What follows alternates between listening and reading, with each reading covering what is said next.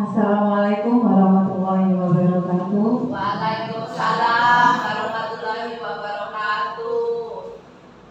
Puji syukur kehadirat Tuhan Yang Maha Esa karena saya bisa melakukan diseminasi budaya positif ini dengan keadaan sehat walafiat. Tak lupa sholawat dan salam saya haturkan ke junjungan kita Nabi besar Muhammad SAW, yang mana kita bisa kumpul pada hari ini.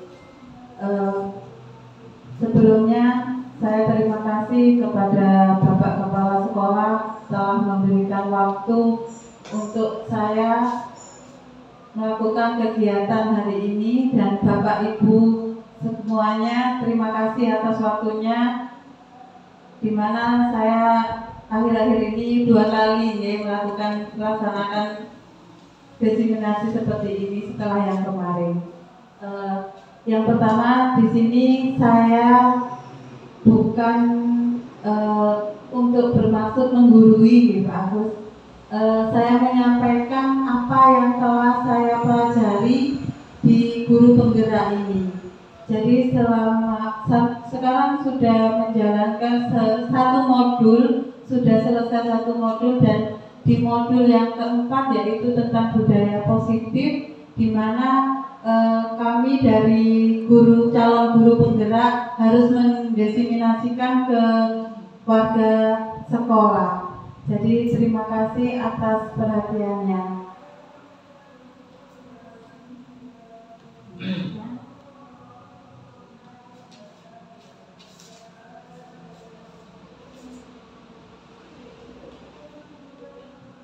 Di sini saya di kelas 284 di kelompok A. Ini saya sendiri calon guru penggerak angkatan 10, dan kebetulan pengajar praktik saya Bu Ninik Yuwarsi, dan fasilitator saya Bu Dina Dwi Nitasari. Selanjutnya, selama yang saya pelajari di modul 1 itu ada di modul 1.1 itu ada filosofi dari Ki Hajar Dewantara. Yang kedua, modul 1.2 ada nilai dan peran guru penggerak, dan yang modul 1.3 ada visi guru penggerak, dan yang terakhir yang sekarang di modul 1.4 itu ada budaya positif. Jadi sebelum saya mendiseminasikan tentang budaya positif, saya akan mengambil garis besarnya saja dari modul-modul yang saya pelajari. Yang pertama, modul 1.1 yaitu filosofi Ki Hajar Dewantara. Pada modul ini yang sangat berkesan buat saya yaitu ini, Ki Hajar Dewantara itu menjelaskan bahwa tujuan pendidikan yaitu menuntun segala kodrat pada anak-anak agar mereka dapat mencapai keselamatan dan kebahagiaan setinggi-tingginya, baik bagi manusia maupun sebagai anggota masyarakat. Sebelum mempelajari modul ini, saya sudah mulai dari dulu beranggapan anak-anak itu bagaikan apa? Bapak Ibu tahu nggak? Pernah dengar? Anak-anak bagaikan kertas putih, ya. Sering kita mendengar kalimat itu. Anak-anak itu bagaikan kertas putih yang kertas kosong, tidak ada apa-apa, sehingga kita bisa mewarnai, bisa memberi gambar apa sesuai dengan kita. Ternyata pemikiran itu salah. Yang membuat terkesan saya di modul 1.1 itu, anak-anak itu sudah terlahir ada guratan-guratan yang kita sebagai guru harus menebalkan guratan-guratan itu. Jadi tiap anak itu punya karakteristik sendiri, punya kecerdasan sendiri, sudah bawaan dari lahir. Itu yang saya tangkap di modul 1.1 tentang filosofi Ki Hajar Dewantara. Selanjutnya di modul 1.2 yaitu nilai dan peran guru penggerak. Di sini guru penggerak harus memiliki nilai dan peran sebagai guru penggerak, yaitu mewujudkan merdeka belajar di kelas atau di sekolah sesuai dengan pemikiran Ki Hajar Dewantara. Sebenarnya walaupun kita tidak masuk ke guru penggerak ini, kita sudah banyak melakukan nilai dan peran ini. Nilai guru penggerak yang pertama mandiri, reflektif, kolaboratif, inovatif, dan berpihak pada murid.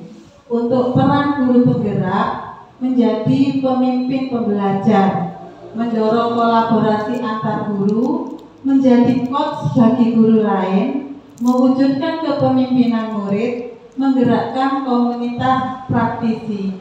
Jadi apa yang telah saya sampaikan tadi, sebelum saya memasuki calon guru penggerak ini, di sini alhamdulillah kan sekolah penggerak ya. Jadi kita sudah terbiasa akan nilai dan peran sebagai guru. Jadi kita sudah terbiasa untuk kolaboratif, inovatif, dan kita juga terbiasa untuk menggerakkan komunitas. Jadi saya sangat berterima kasih, banyak hal yang saya dapatkan juga dari sekolah penggerak yang saya lanjutkan ke guru penggerak ini. Selanjutnya di modul 1.3 ada visi guru penggerak.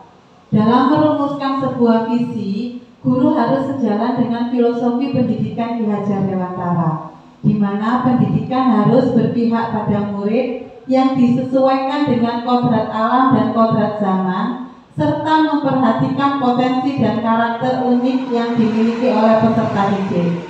Visi guru penggerak harus mencerminkan nilai dan peran guru penggerak sehingga terwujud peserta didik sesuai dengan profil pelajar Pancasila.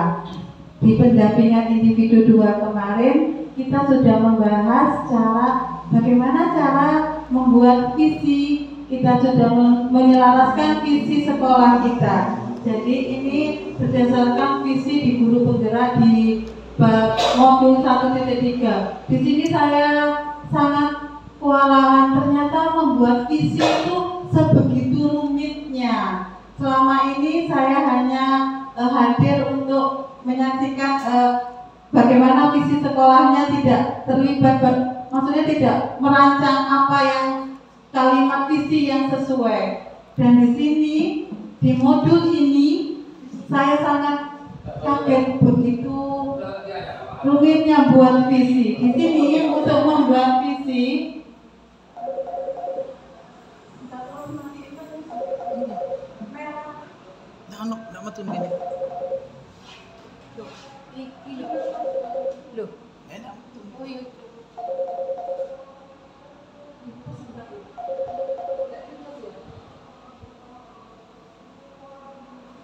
selanjutnya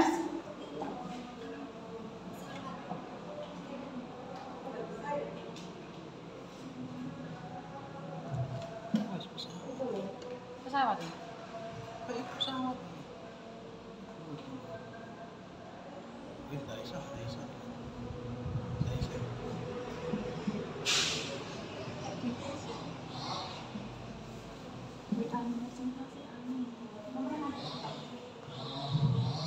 Selanjutnya, agar visi tersebut dapat tercapai secara terukur, konkret, terencana, dan sistematik, diperlukan suatu rancangan yang disebut dengan inquiry apresiatif dengan tahapan bagja. Jadi di modul 1.3 ini yang terkesan saya bagaimana dengan kata-kata bagja itu tahapan untuk membuat visi. Inquiry apresiatif ini merupakan sebuah pendekatan kolaboratif dalam melakukan manajemen perubahan yang berbasis kekuatan.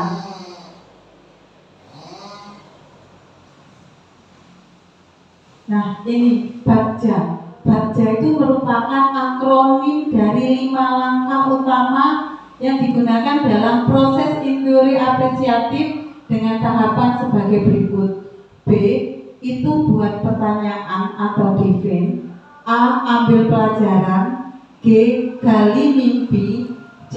Jabarkan rencana. A. Atur eksekusi. Pada kesempatan ini saya hanya menyampaikan garis besarnya saja. kalau mau melanjutkan, mau bertanya, bisa nanti di next kegiatan selanjutnya. Baik, selanjutnya. Nah, sekarang diseminasi ini tentang budaya positif di modul 1.4. Budaya positif ini pendidik itu diibaratkan sebagai seorang petani yang memiliki peran penting untuk menjadikannya tanaman yang subur. Anda akan memastikan bahwa tanah tempat tumbuhnya tanaman adalah tanah yang cocok untuk ditanami. Sekolah diibaratkan sebagai tempat bercocok tanam sehingga guru harus mengusahakan sekolah jadi lingkungan yang menyenangkan, menjaga dan melindungi hal-hal yang tidak baik. Dengan demikian, karakter murid tumbuh dengan baik.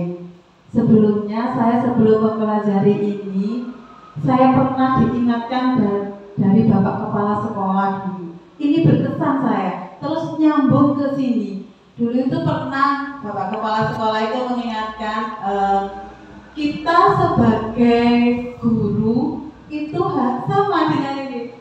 Ibaratkan petani punya cangkulnya, bahasanya Bapak Kepala Sekolah gitu ya Pak Agus. Itu berkesan sekali buat saya. Ternyata nyambung di sini. Jadi kita bagaimana seorang guru itu untuk jadi menjadikan tanaman kita atau anak-anak itu sesuai berkembang sesuai dengan karakter dan bakat dan minatnya. Selanjutnya,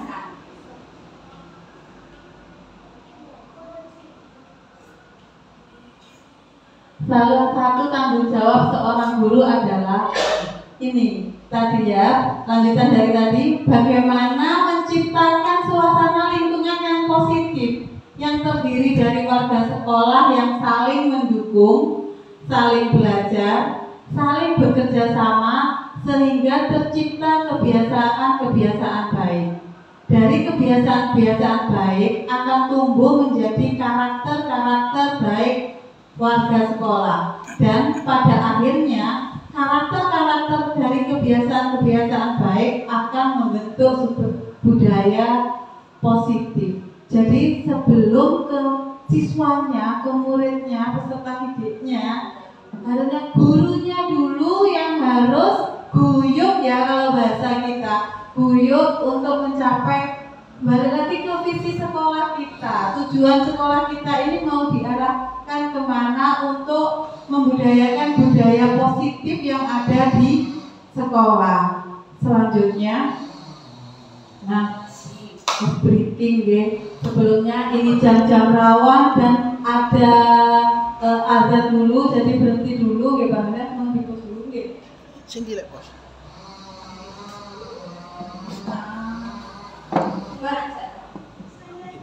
Oh iya, pembinaan saja. 3. Baik Bapak Ibu, saya lanjutkan kembali ya.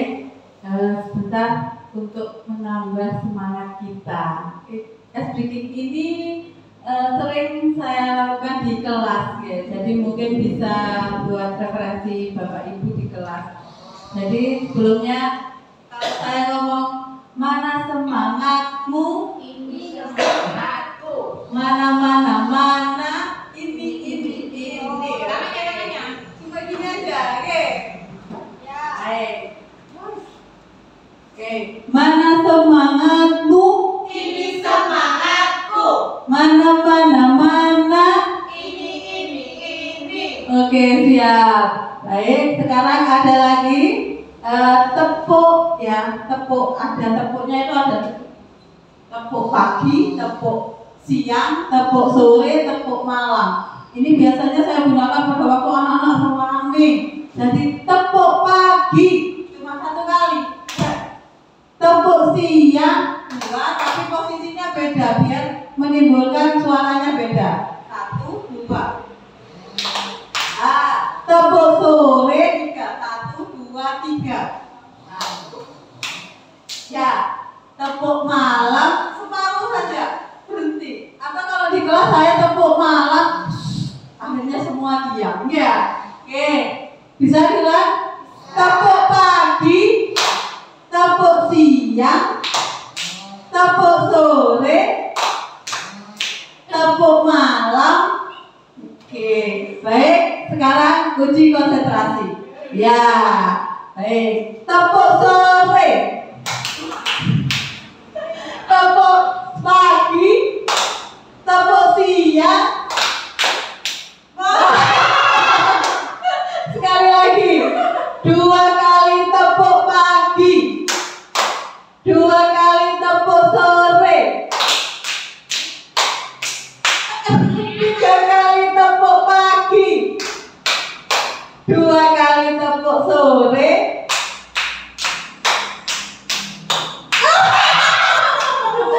Oke, baik. Tujuan speaking yaitu cuma supaya kita kembali seperti fokus lagi ya. Jadi selanjutnya mungkin bisa diterapkan di kelas ya.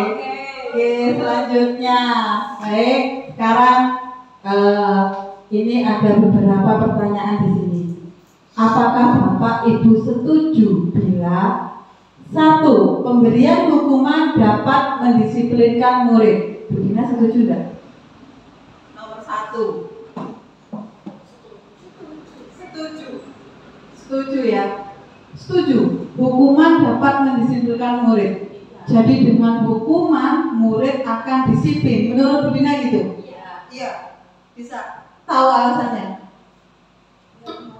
Kan biasanya di kelas itu anak-anak rame gitu Ya. Kalau sekarang itu kan ujian, jadi saya itu biasanya gini, kalau yang jalan itu tak suruh berdiri aja di depan gitu. Jadi anak-anak itu kalau sudah disuruh berdiri di depan dulu semuanya udah rame gitu.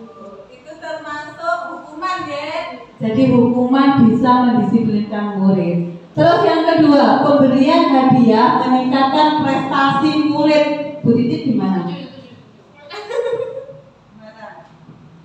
Pertanyaan untuk nomor 2, pemberian hadiah meningkatkan prestasi murid. Contohnya seperti ini. Misalkan, ayo besok perkalian hafalan 5 sampai 10. Yang hafal semua, Bu Guru kasih hadiah. Biasanya saya seperti itu. Apa hadiahnya tidak usah terlalu mewah. Apa itu sebuah permen atau makanan snack yang disukai anak-anak seperti itu. Biar anak-anak di rumah itu bisa belajar dan ada motivasinya. Kemudian sama temannya, misalnya ayo sama temannya sebangku, hafalan perkalian siapa yang sudah hafal silakan maju nanti dapat hadiah. Nah, anak-anak itu senang. Oh ya Bu, saya pun sudah hafal. Biasanya seperti itu. Saya di kelas itu seperti itu. Apalagi kalau ada misalnya ada menjawab pertanyaan, boleh kerjasama tapi tidak boleh keliling, boleh sama temannya satu bangku. Kalau dari belakang sama belakangnya Bu, iya boleh silakan. Nanti misalkan ada kelompoknya juga, nanti kelompok yang terbaik Bu Guru kasih hadiah. Ya hadiahnya tidak terlalu mewah, ya seperti itu makanan atau berupa pensil atau penghapus seperti itu. Terima kasih Bu Titin. Sebelumnya saya juga seperti itu. Ada hukuman, ada pemberian hadiah. Di pemberian hadiah saya pernah kebetulan murid saya banyak sekali yang tidak masuk, jadi saya kasih reward yang masuk 1 bulan full boleh pilih hadiah alat tulis. Jadi memang itu masuk ya, termasuk. Tapi untuk lebih lanjutnya kita selesaikan dulu pertanyaan-pertanyaan ini karena ini yang menjadi tentang nilai dari diseminasi hari ini. Yang ketiga, guru harus mampu memberikan solusi untuk setiap murid yang bermasalah. Monggo Bu Veronica. Ya, terima kasih. Guru harus mampu memberikan solusi untuk setiap murid yang bermasalah. Ya, karena kita setuju. Maksudnya itu kita itu kan anak dari pagi jam 7 sampai pulang jam 12 itu kan bersama kita. Kita itu sepertinya otomatis adalah orang tua kedua bagi anak-anak dan sekolah ini sudah seperti rumah. Nah, alangkah baiknya jika mereka memiliki permasalahan, kita sebagai guru orang dewasa itu membantu mereka, memberi solusi, memberi maksudnya pengertian kepada anak-anak. Seperti itu Bu Sinta. Terima kasih Bu Veronica ya. Guru sebagai orang tua kedua di sekolah. Baik, selanjutnya guru berperan sebagai teman bagi murid. Pak Ganda, boleh menjawab ya sebagai sekaligus kameramennya ini. Guru sebagai teman bagi murid setuju, tapi ada catatannya. Sebagai teman ya memang sebagai teman, karena kalau kita sama teman itu lebih terbuka, anak akan lebih terbuka, tapi tidak boleh kebablasan.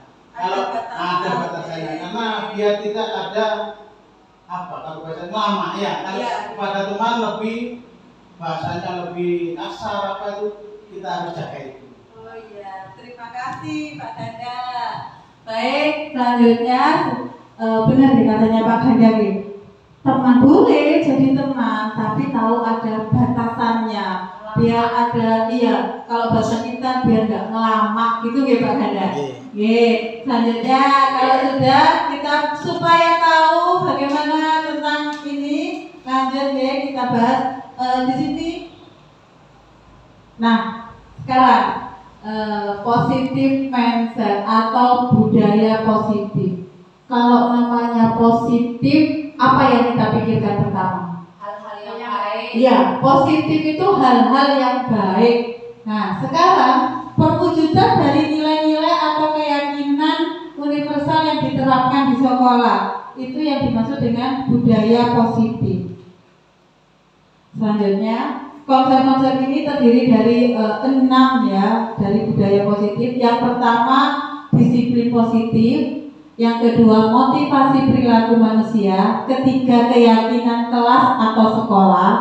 Keempat, kebutuhan dasar manusia. Dan kelima, posisi kontrol seorang guru. Serta yang keenam, segitiga restitusi. Selanjutnya, nah ini tadi saya sudah siapkan kertas G. Sekarang ada 2 orang di sini, ada yang A dan B. Nah, yang A ini menuliskan benda atau gimana gandengannya Budina? Oh itu gandengan ya, ada spidolnya saya siapkan. Yang A ini menuliskan sesuatu atau benda yang sangat berharga untuk Anda. Selanjutnya, letakkan di salah satu tangan Anda dan genggam benda atau sesuatu tersebut dengan segala daya. Buatlah sebuah kepalan.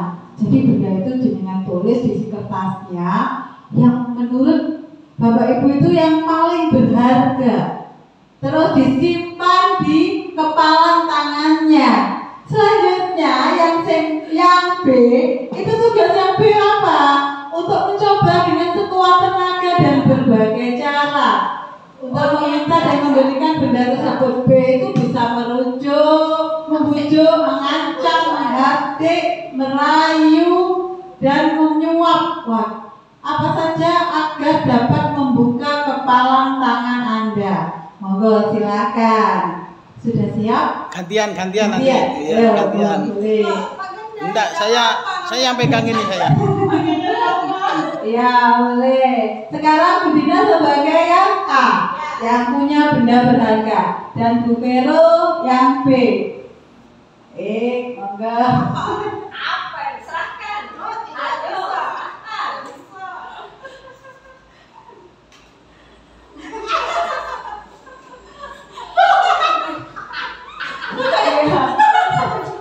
Sudah. Ya. Budina kenapa?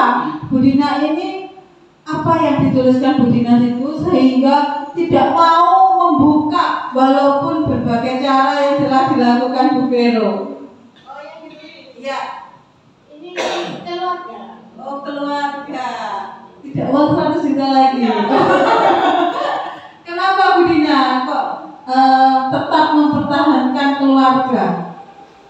Karena kalau kita ada masalah atau apapun itu kita nanti kembali ke keluarga. Walaupun banyak rintangannya ya. Terus Bu Veronica, apa yang dilakukan Bu Veronica? Ya, awalnya kan merayu dulu dengan cara baik-baik. Karena kalau cara baik-baik tidak bisa diselesaikan dengan cara baik, baiklah dengan cara kekerasan. Seperti itu biasa. Alamnya manusia itu Bu Sinta yang seperti itu. Itu Bu Sinta.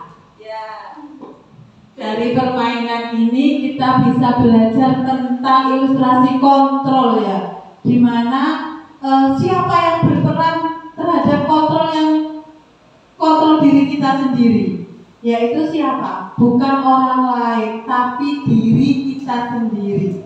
Mau nggak kira-kira keluarga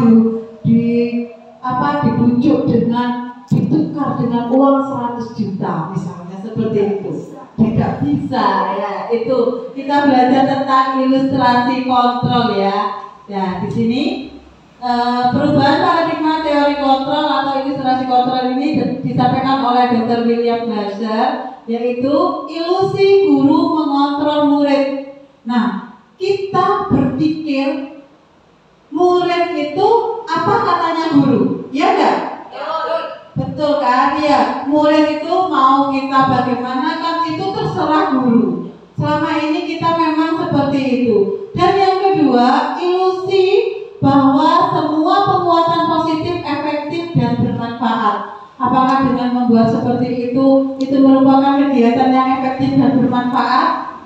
Tidak selalu ya, karena akan ada dampaknya tersendiri di sana. Terus yang ketiga, ilusi bahwa kritik dan membuat orang merasa bersalah dapat menguatkan karakter. Selanjutnya, tahan banting itu maksudnya dikritik itu Bu Sina. iya, apalagi tentang kehidupan nih Pak. Dapat kritikan bisa menjadi suatu kekebalan diri ya. Selanjutnya, ilusi bahwa orang dewasa memiliki hak untuk memaksa. Biasanya kita seperti itu.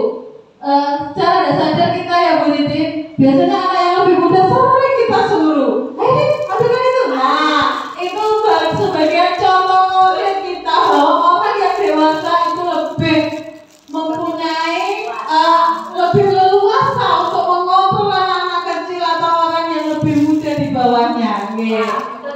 Betul sekali. Kemarin ya di Budina seperti itulah orang yang paling kecil disuruh termasuk di sini ternyata ya Budina. Oke, selanjutnya tentang bagaimana seseorang bisa merubah dari paradigma stimulus respon kepada pendekatan teori kontrol. Ini yang sering kita salah ya. Stimulus respon, realitas atau kehidupan kita sama. Ternyata di teori kontrol, realitas atau kebutuhan kita itu berbeda. Tiap orang itu berbeda. Selanjutnya, semua orang melihat hal yang sama. Di teori kontrol, setiap orang memiliki gambaran berbeda. Yang ketiga, kita mencoba mengubah orang agar berpandangan sama dengan kita. Ternyata itu salah. Kita harus berusaha memahami pandangan orang lain tentang dunia. Selanjutnya, perilaku buruk dilihat sebagai suatu kesalahan. Di teori kontrol, semua perilaku mempunyai tujuan. Lanjut, orang lain bisa mengontrol saya, tetapi di teori kontrol hanya Anda yang bisa mengontrol diri Anda. Ini masuk di tadi ya, di permainan yang tadi. Selanjutnya, saya bisa mengontrol orang lain. Tidak, di teori kontrol itu Anda tidak bisa mengontrol orang lain. Lanjut, pemaksaan pada suatu bujukan pada saat bujukan gagal. Di teori kontrol, kolaborasi dan konsensus menciptakan pilihan-pilihan baru.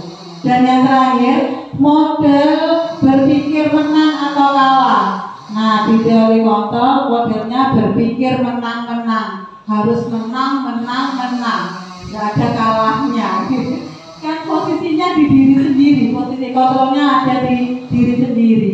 Selanjutnya, ini rangkuman dari tadi ya. Disiplin positif itu merupakan pendekatan mendidik murid untuk melakukan kontrol diri dan pembentukan kepercayaan diri.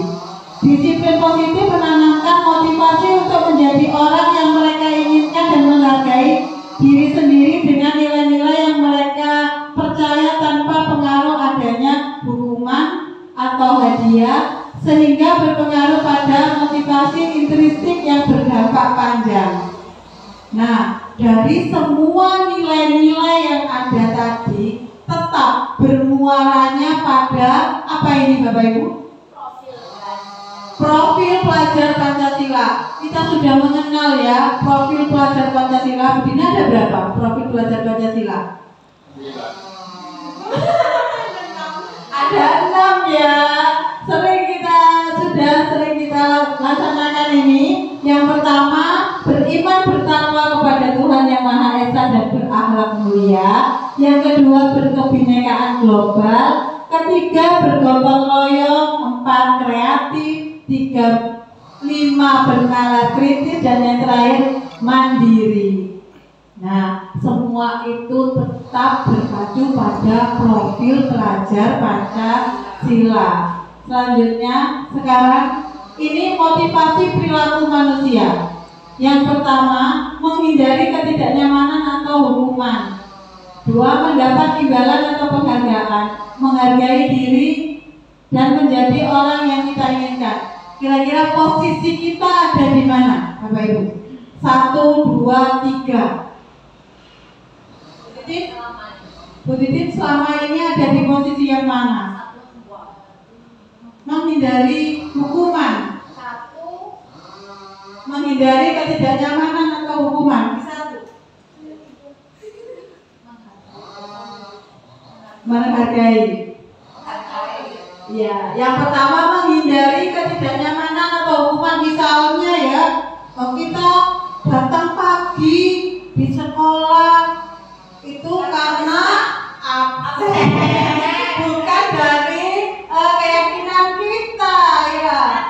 Menghindari nanti sertifikasinya tidak cair, itu termasuk yang menghindari ketidaknyamanan atau hukuman. Terus mendapat imbalan atau penghargaan. Ini kalau bahasanya saya itu musik orang yang mengkoding. Karena apa? Supaya mendapat imbalan dan penghargaan. Dipuji, dapat dipuji nilai plusnya ya. Dan yang ketiga ini menghargai diri, menjadi orang yang mereka inginkan. Kalau yang ada di foto Pak Ganda yang nomor 3, oh iya. Kalau saya jujur Pak, saya masih di 1 dan 2. Saya datang pagi sekali itu karena absen ya. Kalau tidak gitu manusiawi ya, tidak cair nanti saya. Ya, baik. Kalau di posisi 3 ini sangat luar biasa karena di sini sudah membuat disiplin diri kita sendiri. Ya, ya selanjutnya di sini banyak hukuman, arti dari hukuman, konsekuensi dan restitusi. Banyak sekali di sini. Nanti kalau Bapak Ibu mau bertanya tentang ini bisa kita diskusikan di lain waktu. Okay? Dari ini saya rangkum apa itu hukuman, apa itu konsekuensi, dan apa itu restitusi. Jadi di sini, nah ini berdasarkan bagian di atas. Berikut adalah penjelasan tentang hukuman, konsekuensi, dan restitusi. Hukuman itu tidak terencana, bersifat satu arah, bisa berupa hukuman fisik, psikis, atau kata-kata kasar. Seperti yang Bu Dina tadi sampaikan, Bu Dina memberikan hukuman ke anak-anak jika anak-anak rame ya berkeliaran ya Bu Dina tadi ya. Hukumannya berdiri. Mereka tidak tahu awalnya itu satu arah hanya dari Bu Dina saja. Anak-anak tidak mengetahui hal itu, jadi langsung dihukum dengan berdiri. Itu termasuk hukuman. Yang kedua, konsekuensi. Konsekuensi itu bersifat terencana, sudah disepakati, bentuk-bentuk konsekuensi itu dibuat oleh pihak guru atau sekolah. Jadi kalau konsekuensi itu kita sudah mendiskusikan ke anak-anak, contohnya tadi di kelas Bu Dina. Jadi sebelumnya ada kesepakatan antara guru dan siswanya. Kalau kamu lari-lari, kamu akan mendapatkan hukuman berdiri. Jadi anak itu sudah tahu terjalin komunikasi dua arah. Itu yang namanya konsekuensi. Beda dengan hukuman. Kalau hukuman anak-anak tidak tahu kalau bakalan itu yang akan terjadi pada dirinya. Selanjutnya yang restitusi. Restitusi itu adalah proses menciptakan kondisi bagi murid untuk sehingga mereka bisa kembali kepada kelompok mereka dengan karakter yang lebih kuat. Nah, di sini yang kita bahas di bab ini tentang restitusi ya. Karena di sini juga hal baru buat saya. Sebelumnya saya jujur saja memang sering memberikan hukuman atau konsekuensi. Di sini dengan mempelajari modul ini saya mulai belajar tentang restitusi. Baik, selanjutnya. Nah, sekarang ada pertanyaan, ini dijawab konsekuensi atau hukuman. Dipilih. Mencatat 100 kali di dalam buku dengan kalimat saya tidak akan terlambat lagi karena terlambat sekolah, termasuk konsekuensi atau hukuman. Nah, Hukuman. dibaca lagi. Konsekuensi apa hukuman? Ini termasuk hukuman. Coba kita cek. Oke, ya, ini hukuman ya. Nah, selanjutnya yang kedua. Nah, lari mengelilingi lapangan basket 2 kali karena terlambat hadir di sekolah. Konsekuensi apa hukuman? Hukuman. Coba kita cek. Ya, hukuman. Ya, selanjutnya 3. Murid diminta untuk push up 15 kali karena tidak menggunakan masker ke sekolah. Hukuman apa konsekuensi? Hukuman. Baik, kita gimana? Kenapa? Kalau disuruh beli di koperasi itu tanpa harus menghukum. Oh, beli. Ya. Solusinya nggih? Ya. Nggih, boleh. Coba kita lihat di sini. Nah, ini hukuman ya, karena sebelumnya sudah tahu ya. Mungkin ini pas waktu COVID. Ya. Selanjutnya ini membersihkan coretan yang ditulis di meja. Hukuman atau konsekuensi? Konsekuensi. Konsekuensi. Karena siswa sudah tahu tanggung jawabnya ya, karena membuat coretan di meja tulis tadi. Ya, betul, konsekuensi. Sudah mulai paham tentang konsekuensi dan hukuman. Selanjutnya menggantikan kertas tugas teman yang telah dicoret-coret. Hukuman apa konsekuensi? Konsekuensi. Coba. Ya. Lanjut. Membersihkan tumpahan air di meja tulis karena tersenggol pada saat belajar.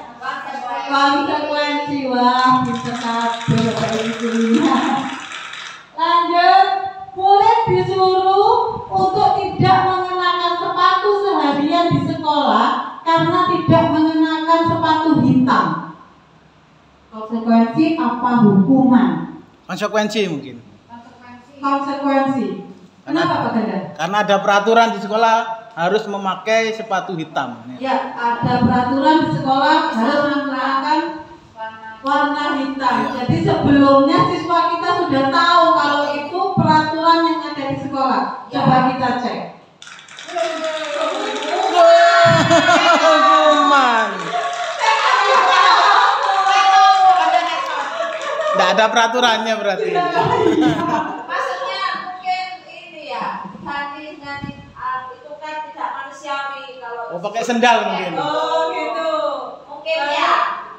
Kalau misalnya di sekolah kita menerapkan pakai sepatu warna hitam semua, berarti budaya apa yang kita terapkan di situ berarti?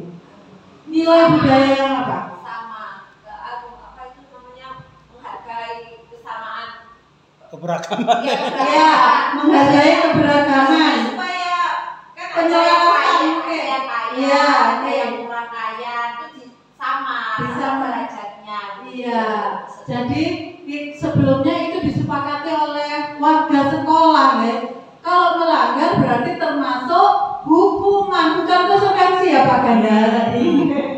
Selanjutnya ini mulai ini lari mengelilingi lapangan basket 2 kali karena terlambat 10 menit untuk pelajaran PJOK. Hukuman. Konsekuensi apa hukuman? Hukuman mungkin. Pak Ganda, Hukuman. Bu Vero, konsekuensi Bu Titin, konsekuensi Bu Dina, konsekuensi apa? Kenapa? Mbak? Dia sudah terlambat. Ya, terlambat. Sedangkan itu ada pelajaran PJOK. Iya. Kan mendukung itu. Iya. Iya. Cluenya ada di sana di PJOK-nya. Karena kan kita ini sudah di lapangan ya. Ya, suruh lari. Enggak suruh jalan saja. Coba kita cek. Oh, konsekuensi. Kita hukuman ya Pak Iya, iya. ya, karena memang waktu itu pembelajarannya PJOK. Misalnya di situ pembelajaran IPAS, mungkin itu suatu hukuman, ya. Karena kalau PJOK kan biasa lari stretching gitu, gitu. Baik, selanjutnya, nah ini dihukum oleh penghargaan, bahwa penghargaan berlaku sama dengan hukuman. Dalam arti meminta atau membujuk seseorang melakukan sesuatu untuk memenuhi suatu tujuan tertentu dari orang yang meminta atau membujuk. Dorongannya eksternal dan akan ada faktor ketergantungan. Beberapa dampak dari pemberian penghargaan. Saya awalnya di sini juga agak sedikit rancu berpikir dihukum oleh penghargaan. Apa itu ya? Mari coba selanjutnya. Seperti ini, dihukum oleh penghargaan. Misalnya, saya mencontohkan seperti ini. Kita misalnya di sekolah TK, di kelas TK, guru itu akan memberi reward kepada anak jika anak itu tidak berkeliling. Atau seperti tadi Bu Dina ya, memberi reward tapi tidak memberi hukuman, beda ya. Masalahnya sama tapi solusinya beda. Kalau begini tadi dengan hukuman, kalau di sini memberikan reward. Kamu saya beri permen jika kamu tidak berkeliling lari di kelas. Ya, anak-anak itu akan terbiasa seperti itu karena akan mendapat penghargaan atau hadiah. Jika suatu hari Bu Dina tidak masuk kelas, ya, terus digantikan oleh guru lain, digantikan oleh Bu Veronica, apakah anak-anak tersebut tetap seperti itu? Tidak. Belum tentu. Kita tidak tahu kalau akan diberi itu, kalau diberikan hadiah. Iya. Guru penggantinya atau Bu Veronica ini tidak tahu kalau di kelas itu ada reward atau hadiah. Kalau anak itu diam, berarti dapat hadiah. Jadi kebiasaan seperti itu tidak baik ya ternyata. Saya awalnya itu baik ya, karena memberi penghargaan kepada yang telah dicapai oleh anak-anak. Ternyata penghargaan itu berpengaruh jangka pendek dan jangka panjangnya. Terus yang kedua, penghargaan itu tidak efektif karena tidak mendisiplinkan diri pada diri anak. Terus yang ketiga, penghargaan merusak hubungan, misalnya kecemburuan antar sesama temannya gitu. Terus penghargaan mengurangi ketepatan, penghargaan mengurangi kualitas, penghargaan mematikan kreativitas. Maksudnya saya sudah dapat seperti ini pasti dapat hadiah. Jadi malas saja seperti itu, oke? Terus penghargaan mengukur motivasi diri dari dalam diri atau intrinsic. Selanjutnya, nah, nih Bapak Ibu, yang kita akan bahas di sini. Mengapa keyakinan kelas bukan peraturan kelas? Sebelumnya kita sudah membuat peraturan kelas. Ya, dari kalimat ini ya, kesepakatan kelas. Dari kalimat ini, Didin kira-kira bisa enggak membedakan kenapa ya keyakinan kelas kok bukan peraturan kelas?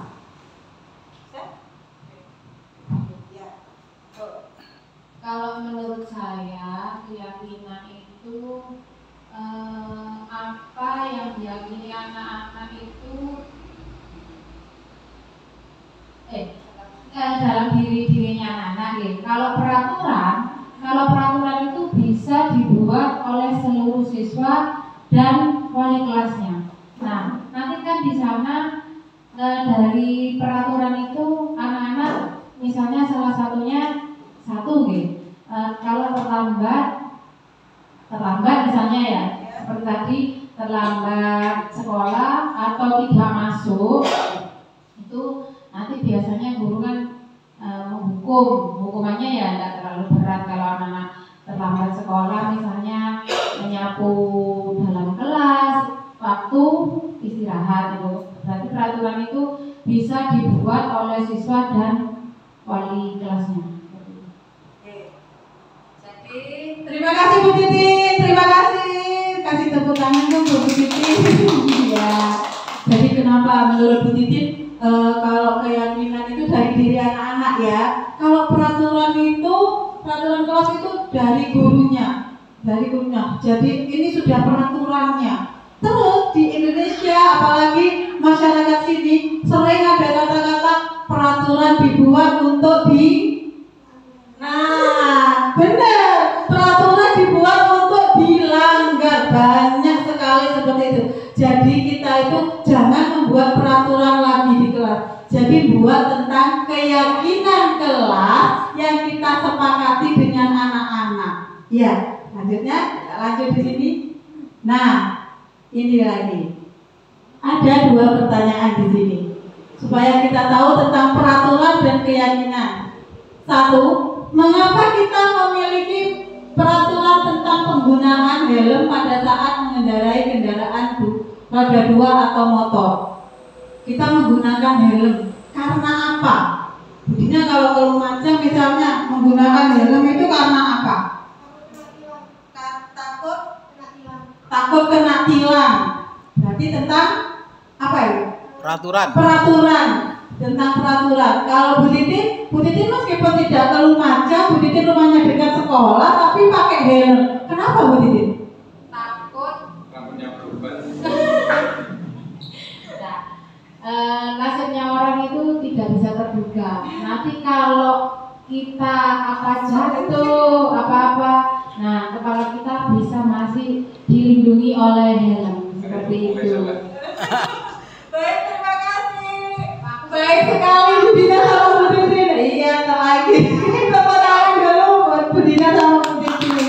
Ya, dari jawaban Bu Dina dengan Bu Titin, satu pertanyaan ada 2 jawaban yang bisa kita jawab di sini. Bu Dina melakukan menggunakan helm karena takut tilang polisi. Itu termasuk dengan peraturan ya. Kalau Bu Titin dengan keselamatan.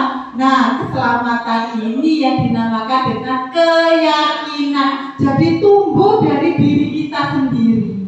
Seperti itu. Selanjutnya yang nomor 2, mengapa kita memiliki peraturan tentang menggunakan masker dan mencuci tangan setiap saat? Bu Veronica gimana ini? Nah, ya, kalau mungkin ini jawaban waktu COVID ya. Kalau COVID itu memang sebenarnya ada 2 itu, peraturan demi keselamatan, demi kesehatan, seperti itu. Tapi meskipun sudah COVID gini ya, paling tidak kita punya, menjadi kebiasaan. Kalau misalkan kita pilek, kita batuk supaya tidak menulari temannya, jadi kita dengan akhirnya itu terbentuk kesadaran seperti itu. Mungkin memang harus dibuat peraturan baru, mungkin seperti itu bisa. Terima kasih Bu Veronica. Jadi dengan penjelasan Bu Veronica, saya tidak perlu menjelaskan lagi karena memang ini peraturan mungkin kita di awal COVID ya. Itu awal suatu peraturan kita diwajibkan menggunakan masker. Jadi lambat laun kita sudah terbiasa dan itu menjadi kebiasaan dan menjadikan keyakinan pada diri kita kalau menggunakan masker kita terbebas dari berbagai terima kasih Pak Anda. Iya, selanjutnya. Baik. Nah, ini mengapa keyakinan kelas bukan peraturan kelas? Baik, dari 2 pertanyaan tersebut, keyakinan kelas dibuat berdasarkan kesepakatan antar guru dan siswa bersifat universal, menyeluruh ya. Peraturan biasanya dibuat oleh guru bersifat satu arah. Jadi cuma sudah ada peraturan itu, tidak disepakati oleh warga sekolah, warga kelas kita. Bedanya di sana. Selanjutnya, nah untuk ini bisa kita next ya. Nah, ini cara bagaimana prosedur pembentukan keyakinan sekolah atau di kelas. Yang pertama, mempersilahkan warga sekolah atau siswa untuk mencurahkan ide peraturan yang akan disepakati. Jadi anak-anak itu kita sediakan kertas ya. Tiap anak dikasih kertas. Mereka ingin peraturan yang seperti apa. Jadi biarkan mereka sendiri yang menentukan. Lanjutnya, mencatat semua masukan. Jadi semua masukan dari anak-anak itu kita tampung dan ganti kalimat negatif menjadi positif. Misalnya dilarang membuang sampah sembarangan. Kalimat itu masih negatif. Positifnya bagaimana? Jagalah kebersihan. Seperti itu. Terus yang selanjutnya, tinjau kembali curahan pendapat yang terkumpul dan susun menjadi keyakinan kelas atau sekolah. Jadi nanti dari jawaban anak-anak kita pisah-pisahkan. Mungkin anak-anak ada yang membuat bikin peraturan tentang ketidakhadiran siswa, sifat disiplin siswa. Jadi kita bedakan di situ. Nanti kita buat dari kalimat-kalimat itu menjadi kalimat yang positif dari yang negatif tadi. Selanjutnya, tinjau ulang keyakinan kelas yang sudah tersusun. Jadi keyakinan kelas itu tidak boleh banyak.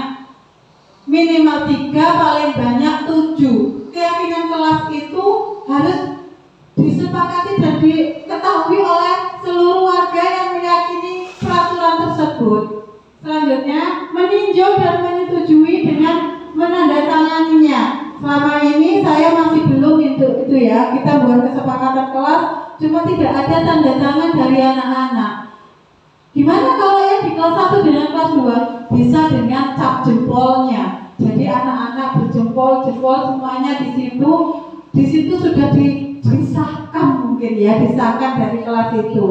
Dan yang terakhir, keyakinan kelas ditempel di dinding kelas.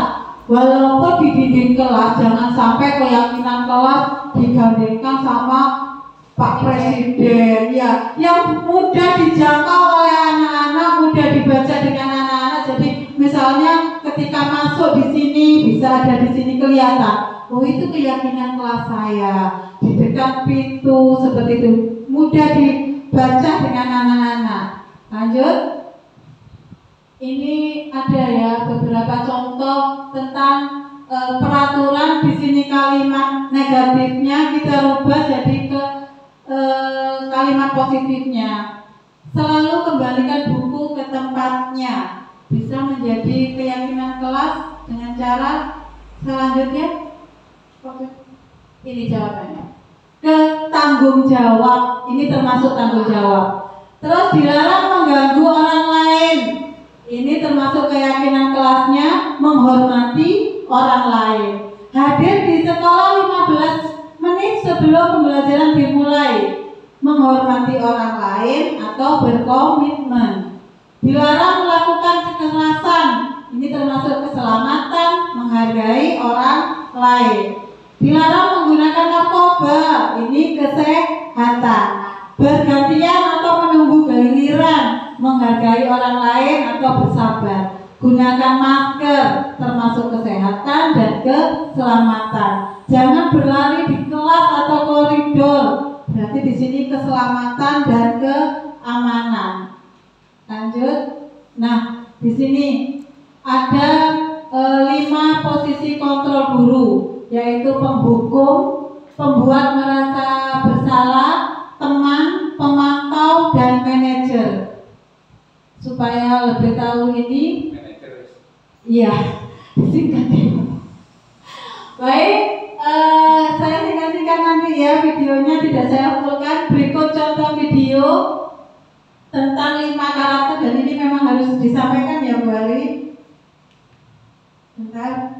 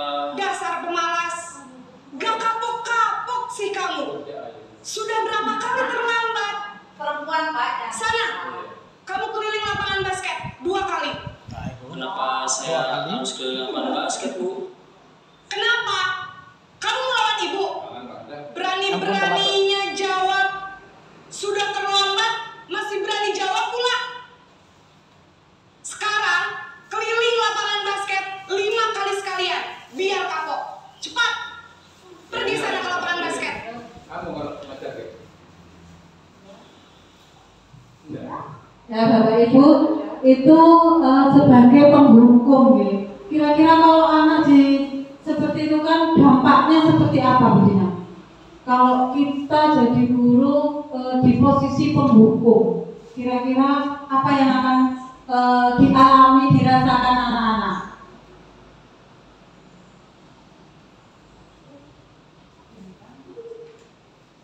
Mungkin ya kalau cara bicaranya seperti tadi itu Bu ya, nanti anak-anak itu bukan malah disiplin, tapi malah takut. Bener sih duduk atau nggak pilih lagi, tapi itu nanti cuma takut aja dihukum kayak gitu.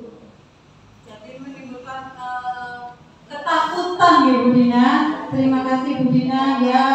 Sebaiknya kita jangan jadi penghukum ya Bapak Ibu, biar tidak ketakutan siswanya. Selanjutnya ada posisi pembuat merasa bersalah.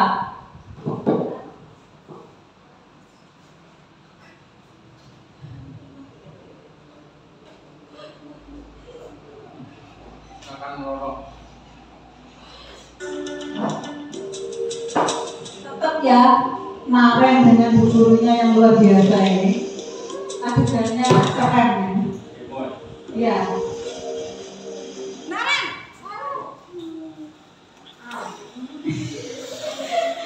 Ekspresinya. Naren! Kamu kenapa terlambat lagi, Nak? Ya Tuhan, Naren. Kamu senang ya bikin ibu susah ya? Kalau kamu terlambat lagi, nanti ibu yang ditegur bapak kepala sekolah, Nak. Disangka ibu tidak bisa membina kamu. Duh, gimana ini? Maaf Bu. Duh, Gusti Naren. Kamu suka ya kalau ibu ditegur bapak kepala sekolah? Terus, sekarang ibu harus tulis apa ini di buku absen? Ini kamu sudah sering terlambat loh. Ibu harus apa coba? Maaf Bu. Maaf sekali. Ya sudah, lain kali jangan bikin ibu susah lagi ya Nak ya. Ibu tidak akan kuat lagi kalau kamu gini terus. Bisa jantungan kalau ibu tegur bapak kepala sekolah. Sana cepat ke kelas. Maaf ya Bu. Maaf sekali. Baik, di sini kira-kira kalau kita sebagai posisi pembuat merasa bersalah, dampak bagi murid itu apa? Saya minta dari Bapak Kepala Sekolahnya, bagaimana Pak pendapatnya? Kalau dampaknya, kalau seorang guru jadi pembuat merasa bersalah seperti ini. Terima kasih. Itu kan video pembelajaran tadi. Kalau guru melakukan seperti itu kan bukan berorientasi pada kedisiplinan siswa. Jadi apa jenenge wedi yang kepala sekolah ini guru ini yang kurang baik. Mungkin ada contoh-contoh yang lebih baik di dalam penanganan dan penanaman disiplin positif ini.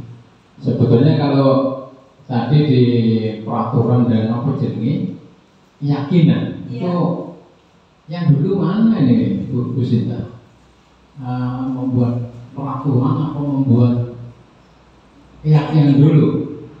Keyakinan. Karena peraturan itu tentu kan ada dampaknya, yaitu berupa hukuman, punishment ya. Sehingga apa yang dilakukan oleh guru ini yang penting di dalam menumbuhkan kesadaran disiplin positif anak itu. Karena bisa tidak, ini pertanyaan yang kedua, boleh tidak kita sebagai guru menerapkan hukuman?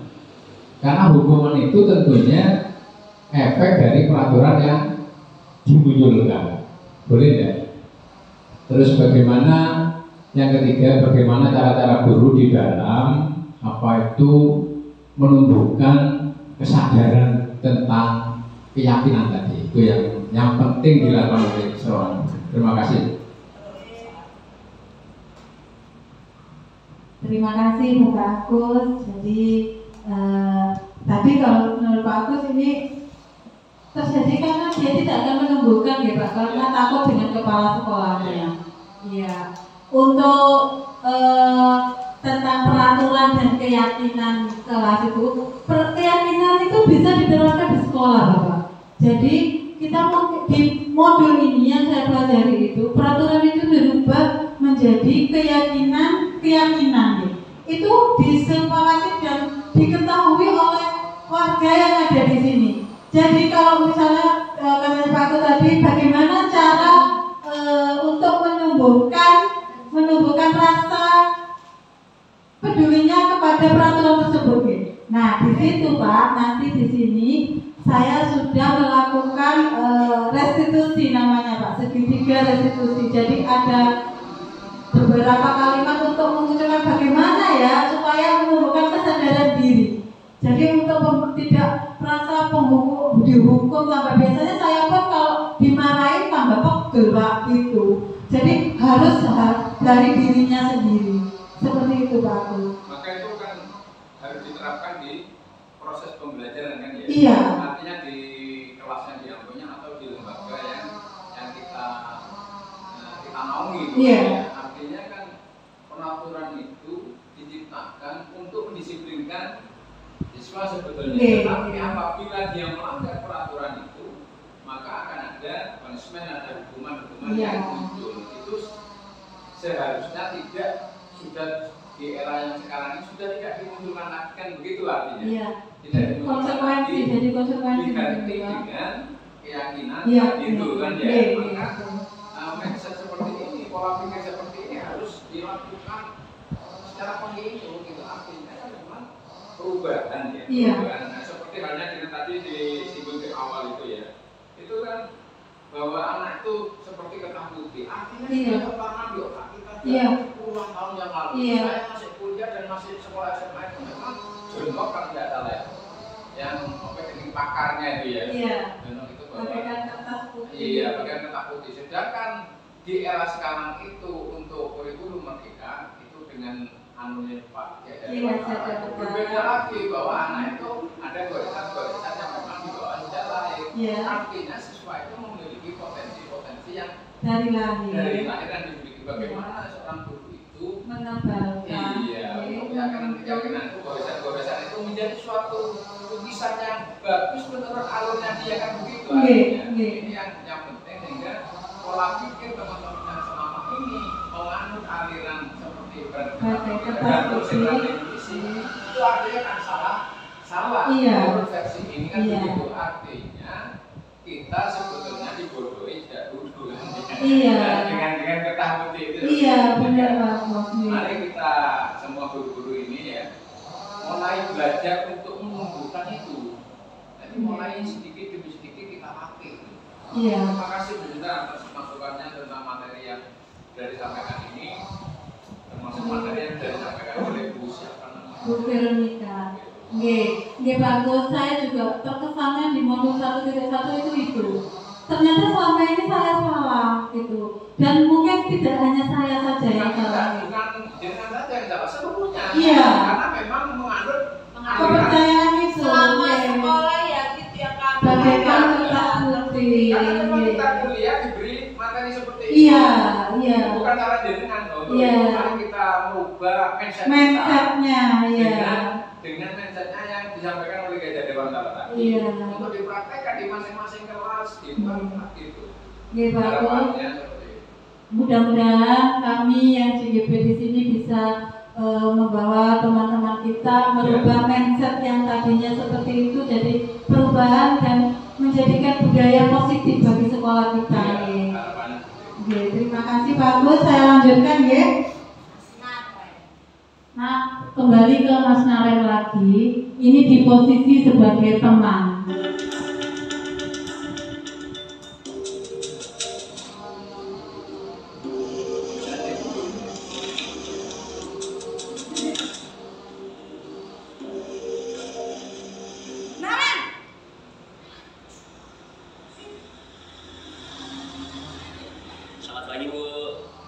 Wah, sudah jam berapa ini nak? Selamat lagi ya sayang. Iya Bu, habis ibu saya membangunkan saya Bu. Kamu malah menyalahkan ibu kamu. Kamu bukannya anak yang larinya paling kencang. sih? Iya Bu, saya memang terlambat bangun tadi. Jadi biarpun saya lari kencang, tetap gak kekejar Bu. Ya sudah sana, nanti lain kali larinya lebih kenceng lagi ya, biar gak terlambat lagi. Bikin seneng ibu, demi ibu, bisa kan? Bisa Bu. Ya sudah sana masuk kelas, ibu beresin urusan absen kamu. Kamu ini ada-ada saja. Nah, untuk ini di posisi guru sebagai teman, saya tertarik tadi dengan kesampaian dari Pak Ganda ya. Jadi di sini saya ingin tanggapannya Pak Ganda tadi. Bagaimana Pak Ganda? Jika guru ada di posisi teman. Kalau guru di posisi teman, saya itu memang lebih akrab anak, lebih terbuka. Tapi itu mungkin untuk nilai disiplin anak-anak kurang ada, jadi dianggap teman ya dianggap gampang gitu aja. Jadi tidak ada kesan untuk merubah diri bagaimana untuk kelanjutannya. Jadi ya lebih terbuka saja. Bahasanya pun lebih santai, lebih gaul. Mungkin itu dari saya. Terima kasih Pak Ganda. Ya benar, kalau sebagai teman kadang anak apalagi peserta didik kita nih, kalau jadi teman malah tambah apa Pak Ganda bahasanya ngelama ya Berina. Iya, apalagi tadi ada kata sayangnya apa enggak langsung heboh satu sekolah. Selanjutnya iya lanjut yang sudah bisa. Kalau anak kecil mungkin kita di kelas 1, 2, 3 masih akan ya.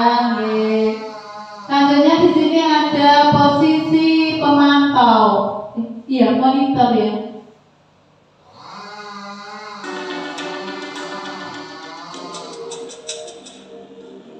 Keren sekali Naren ini ya, bisa acting berbagai macam. Tambah gurunya tambah luar biasa ya. Lebih keren gurunya. Jadi hanya dilatih. tapi dilatih ya Pak. Dilatih jadi 5 posisi. Naren, apa peraturan sekolah kita tentang jam berapa kita harus masuk sekolah, Nak? Kita harus di sekolah jam 7 Bu.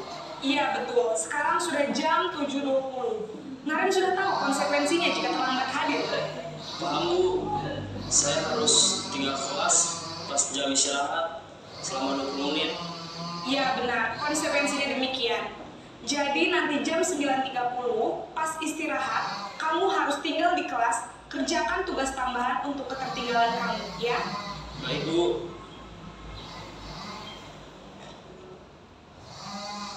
Akhirnya kakak bunyi. Iya, di situ sebagai pemantau atau monitor, kira-kira dampaknya Bu Ari, Bu Veronica. Sebagai pemantau itu lebih baik saya kira daripada sebagai penghukum dan membuat rasa murid bersalah gitu. Karena sepertinya sudah ada konsekuensi. Jadi misalkan sekolah sudah membuat peraturan seperti ini, kalau tidak ditaati, ini adalah akibat yang harus kamu dapatkan karena melanggar peraturan. Menurut saya itu lebih bagus daripada yang pertama dan kedua. Itu Bu Sinta. Terima kasih. Baik, terima kasih Bu Ali. Ya, di sini anak-anak lebih akan muncul ya kesadaran dirinya. Baik, selanjutnya jika guru berada di posisi manajer, ini yang terakhir ya, dari 5 posisi kontrol guru. Ya.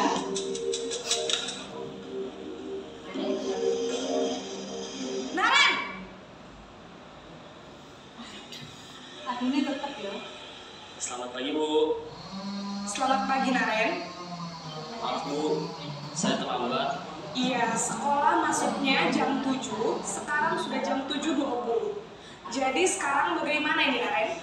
Maaf Bu, saya lupa setel alarm saya semalam. Baiklah, menurut kamu, keyakinan sekolah yang mana yang perlu kamu tingkatkan? Menghargai diri sendiri dan orang lain mungkin ya Bu. Setuju. Jadi, apakah Naren meyakini prinsip saling menghormati tersebut? Iya Bu, saya meyakininya. Apakah Naren bersedia memperbaiki masalah keterlambatan ini? Bersedia Bu. Bagaimana kamu akan perbaiki masalah keterlambatan ini? Ini pertanyaan dari Pak Ustadz kayaknya Pak. Saya akan coba untuk tidak lupa menyetel alarm saya Bu. Baik, kalau Naren lupa menyetel alarm di rumah, ada orang yang kira-kira bisa bantu mengingatkan tidak? Ada Bu. Kakak saya, Kak Emma. Ada lagi selain Kak Emma? Selain Kak Emma, ada ibu saya. Baik, jadi yang mengingatkan Naren adalah Kak Emma dan ibu kamu ya? Kira-kira akan mulai setel alarm kapan nih Naren? Setelah pulang sekolah, akan segera saya lakukan. Baik, jadi Naren akan setel alarm untuk bangun besok pagi dan akan diingatkan oleh kakak dan ibunda Naren ya. Ada lagi yang mungkin perlu dilakukan Naren agar tidak terlambat bangun lagi?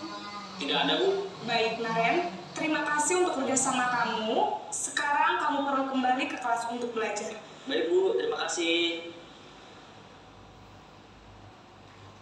Nah, ini yang terakhir di posisi manajer. Kira-kira kalau kita semua berada di posisi manajer, bagaimana dampak yang akan diperoleh dari murid kita? Bu Titin bisa jawab? Dari yang terakhir ini, anak-anak yang terlambat tadi bisa bertanggung jawab atas kesalahannya dan tidak akan mengulanginya lagi. Berusaha untuk memperbaiki lagi, setiap harinya itu bangun lebih awal dan tidak terlambat datang ke sekolah. Terima kasih Bu Titin. Jadi dari kelima tadi, posisi yang paling baik itu di manajer ya. Saya sudah rangkumkan di sini untuk penghukum itu dampaknya anak itu menjadi pendendam, tidak menyukai guru. Terus untuk yang pembuat merasa bersalah, membuat siswa semakin merasa bersalah, rendah diri dan menarik diri. Untuk yang jadi teman ini boleh bergantung pada orang saja, membuat siswa tidak mandiri. Mungkin nanti bisa saya tambahkan ke sikap anak sesuai dengan Pak Ganda tadi ya. Selanjutnya untuk yang pemantau itu dampaknya menurut saya menghitung hadiah atau hukumannya yang diberikan. Ngetiknya punya tidak sepenuhnya mandiri. Terus untuk yang manajer yang kita semoga kita bisa ada di posisi manajer ini, dampaknya murid mandiri, peserta didik memecahkan masalahnya sendiri. Baik, selanjutnya ada kebutuhan 5 dasar manusia. Kebutuhan 5 dasar manusia itu bertahan hidup atau fisiologi, 2 rasa kasih sayang dan terima kasih, 3 penguasaan, 4 kebebasan, dan 5 kesenangan. Di sini ada 4 kalimat. 1, aku senang main kejar-kejaran dengan ibu guru. Seru. Kira-kira ini masuk yang mana? Kebutuhan dasar yang mana? Pertanyaannya tadi, aku senang bermain kejar-kejaran dengan ibu guru. Seru. Kesenangan sudah ada ya tadi. Ini masuk kebutuhan dasar tentang kesenangan. Yang kedua, ibu kejar aku karena ibu guru sayang aku. Termasuk kebutuhan dasar yang mana? Kaya, benar, kasih sayang. Jawabnya kayak gitu juga. 3, aku hebat. Aku bikin ibu guru kejar aku. Nah, kira-kira yang mana ini? Aku hebat.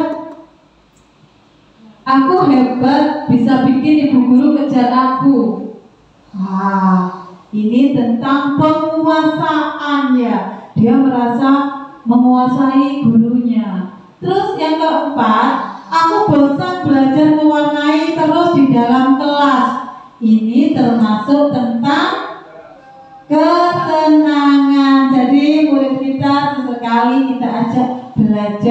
luar kelas demi kesenangan mereka. Selanjutnya, ini lanjut kita masuk ke segitiga restitusi. Apa segitiga restitusi? Ini suatu cara untuk mendisiplinkan, untuk menumbuhkan kesadaran diri siswa, yaitu untuk menuju keyakinan kelas kita, seperti itu. Jadi seperti yang ditanyakan Bapak Kepala Sekolah tadi, bagaimana cara menumbuhkan rasa kepedulian atau kesadaran dari orang yang melanggar, itu bisa dilakukan dengan segitiga restitusi ini. Jadi di sini ada tiga cara ya. Nah di sini restitusi merupakan proses menciptakan murid pada kondisi tertentu untuk memperbaiki kesalahan mereka sehingga mereka dengan karakter yang lebih kuat. Segitiga restitusi merupakan proses restitusi dengan 3 tahapan yang setiap tahapannya berdasarkan pada prinsip penting dari 3 kontrol, yaitu yang pertama menstabilkan identitas, identity, yang kedua validasi tindakan, yang ketiga menanyakan keyakinan. Baik, di sini kebetulan Pak Agus, saya mencoba untuk menerapkan contoh video restitusi di kelas saya. Jadi kebetulan hari itu juga ada suatu masalah dan hari itu juga saya coba untuk menerapkan segitiga restitusi ini. Di sini.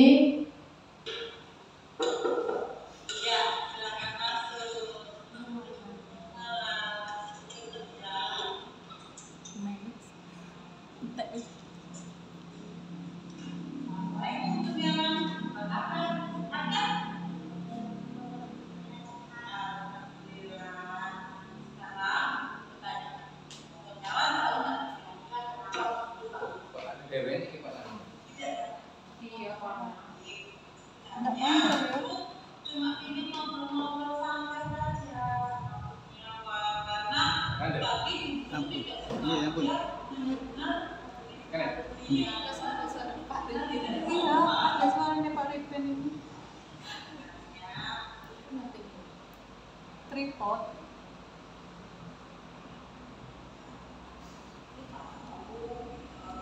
Keras ya?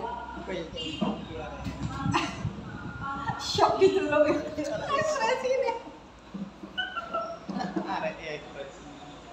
Dokter keras ya? Di kedai Nova.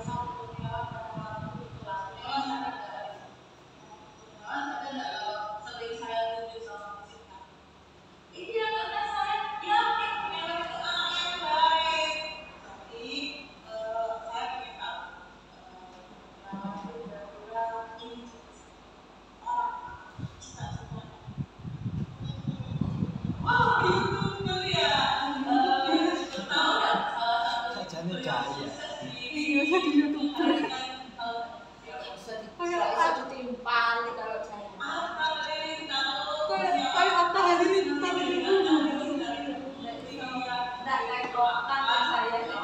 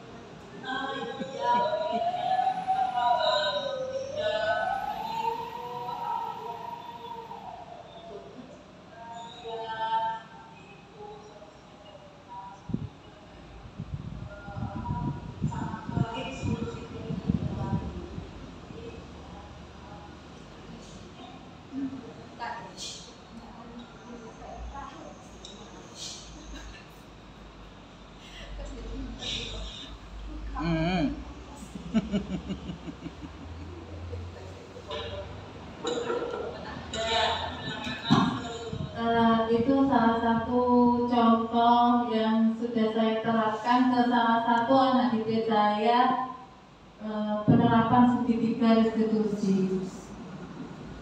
Terus selanjutnya oke, mudah-mudahan dengan diseminasi kita ini semoga kita di sekolah kita bisa menerapkan budaya positif ini. Jadi tidak hanya saya dan Bu Veronica yang sedang ada di pendidikan calon guru penggerak ini, guru-guru yang lain bisa menerapkan bagaimana segitiga restitusi itu untuk memecahkan suatu masalah. Tadi video itu saya ambil ketika Ama Kurniawan itu berbicara tidak sopan, dan ternyata dia tahu seperti itu karena sering mendengar dari YouTube katanya. Dan saya tanya cita-citanya jadi apa? Jadi YouTuber. Cita-cita sekarang. Baik, terima kasih. Sekian diseminasi dari saya. Kurang lebihnya mohon maaf apabila banyak kata-kata yang salah atau menyinggung perasaan Bapak Ibu, dan terima kasih atas waktu yang telah diberikan sehingga memberikan kesempatan saya untuk menyampaikan apa yang telah saya pelajari di sini, dan semoga kita selalu dalam keadaan sehat dan bahagia. Terima kasih. Assalamualaikum warahmatullahi wabarakatuh. Waalaikumsalam warahmatullahi wabarakatuh.